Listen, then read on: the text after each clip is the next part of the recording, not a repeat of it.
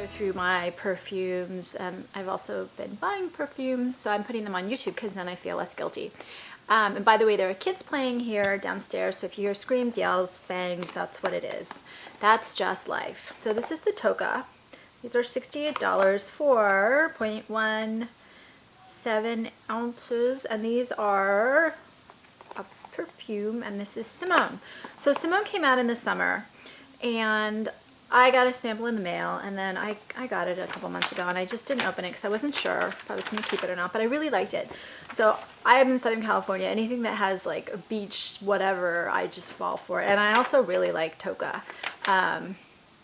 It's an American brand. It's not, I mean, it looks like it's an Italian brand. It markets itself like it's an Italian brand, but it's not. It's American. And it says inside, love yourself. And then they have these great bottles. And what's different, these are really hefty. When I get the little ones, I feel like they don't have the same heft. These caps are just super hefty.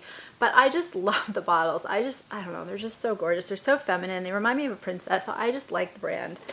I have a couple of their scents, and I've pretty much liked all of them.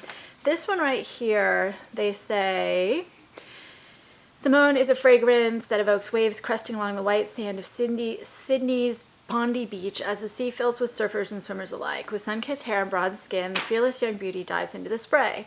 And they say sparkling nose of tropical frangipani flower cut through the sea salt air as Simone unfolds into creamy layers of watermelon, ylang-ylang, and blonde woods. So what intrigued me about this, first of all, smelling it, it does have a really light scent to it.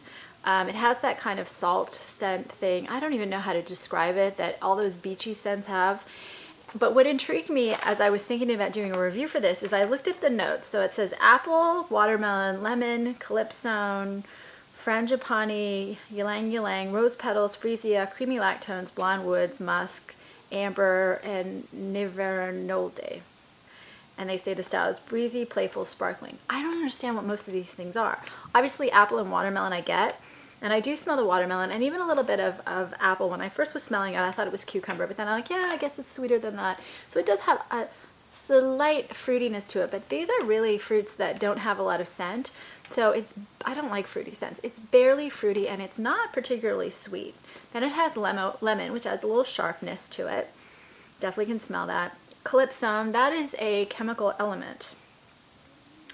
And I couldn't understand what it does. I think that's what adds the sea element to it, the salt thing, but it just basically has a patent thing and all that online. It doesn't have a lot of information of what it's supposed to smell like. It's just something that's added to a lot of scents. Frangipani is also called plumeria. This is used in a lot of incense, like Nag Champa incense uses it, for example. So it's kind of an exotic flower, very fragrant. Ylang-ylang, you know, has a little tang. Rose petals, I can definitely smell faded flowers in this, but not like faded as in dusty flowers, but just a soft kind of richness to the scent from the flowers. So that's what rose and even the frangipani adds. It doesn't add a super floral thing, right? So it adds that incensey kind of floral. Freesia is an African flower, very fragrant. Again, this is more on the tropical kind of fragrant as opposed to like field flowers or wildflowers.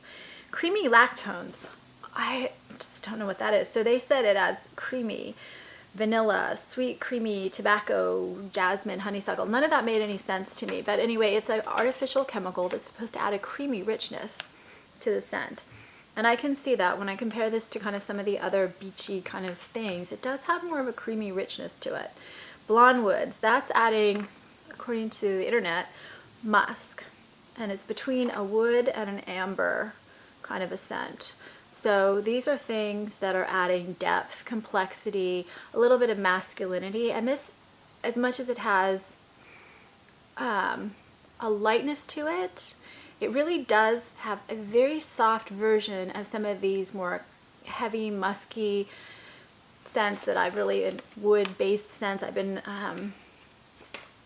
into lately, but a really softer, more feminine version where you just get an element of all these different things mixed in. It sounds like a complicated scent, but it actually works. So then we get, of course, to musk and amber.